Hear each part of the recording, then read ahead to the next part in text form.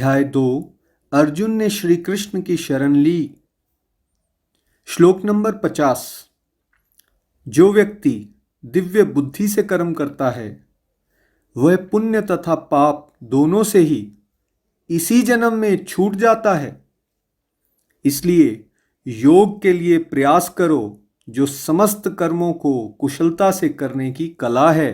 श्री कृष्णा डिवोरीज, भगवान जी इस श्लोक में हमें समझा रहे हैं कि भाई जब किसी की बुद्धि दिव्य हो जाती है, दिव्य होना मतलब जब आपकी बुद्धि भगवान से कनेक्टेड रहेगी तो आपकी बुद्धि दिव्य हो जाएगी, है ना।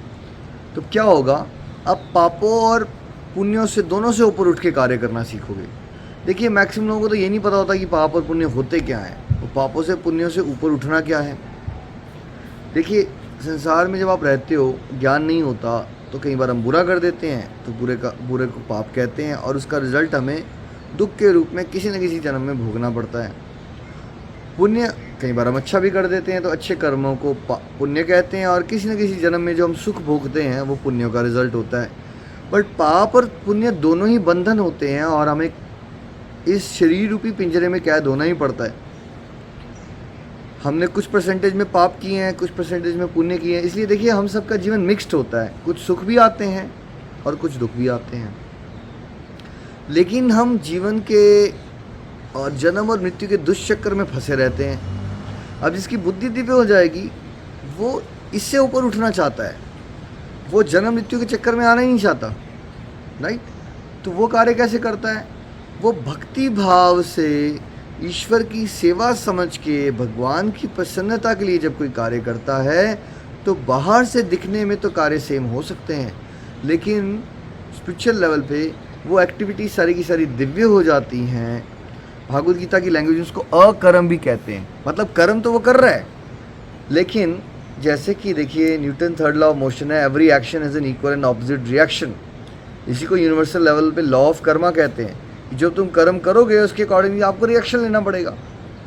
लेकिन जब आप भगवान की प्रसन्नता के लिए कार्य करते हो और पापों और पुण्य से सबसे ऊपर उठ जाते हो तो आप दिव्य कार्य करोगे और उस केस में आपको कोई रिएक्शन नहीं लेने आना पड़ेगा और आप जीवन मुक्त भी हो गए और साथ साथ में आप भगवान के धाम भी प्राप्त कर लोगे शरीर छोड़ने के बाद।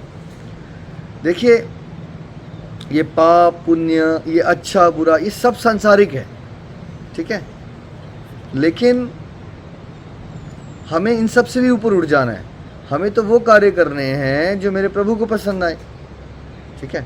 अब आप कुछ भी कार्य करोगे, सामाजिक दृष्टि से हो सकता है कुछ लोग उसको अच्छा कह दें और कुछ लोग उसको बुरा कह दें, ठीक है, लेकिन हमारा फोकस अगर यही रहेगा कि लोग क्या सोचते हैं तो हम स्पिरिचुअली कभी ग्रो नहीं कर सकते, है ना।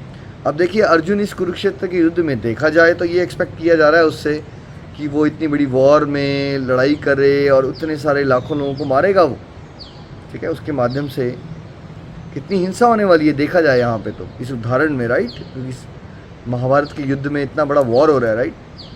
बट क्या आप उसको पाप की कैटेगरी में डाल सकते हो या पुण्य की कैटेगरी में डाल सकते हो?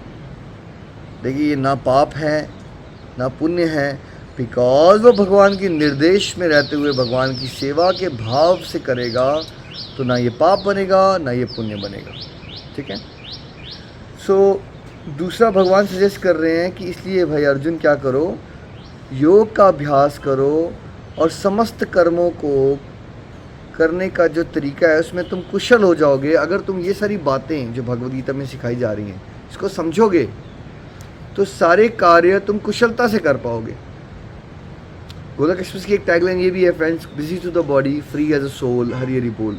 उसका भी भाव क्या है कि अक्सर लोग ये मान लेते हैं यार हम तो इतने बिजी हैं, हम तो इतने काम कर रहे हैं, हम भक्ति कैसे करें, राइट।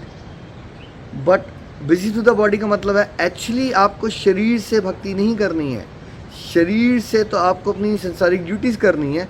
बट बिकॉज अगर आपके भाव भगवान से जुड़े होंगे तो वो शरीर से जो ड्यूटीज़ आप कर रहे हो वो आप नॉर्मली दिन में 10 काम करते थे थक जाते थे, अब आप 25 काम कर रहे होगे तब भी नहीं थकोगे, बिकॉज थकावट आपकी फालतू की थॉट प्रोसेस से आती है, नेगेटिव थिंकिंग से आती है ना। और अगर आपको योग का अभ्यास हो गया तो आपकी थॉट प्रोसेस जो है वो प्योर हो जाती है आपकी थॉट प्रोसेस में फ्रेशनेस आ जाती है। तो इस तरह से क्या होता है, समस्त कार्य में आप कुशल हो जाओगे और हर एक एक्टिविटी को अच्छे से कर पाओगे। तो आपका भी भला और जगत का भी भला। श्रीमद् भागवत गीता की जय।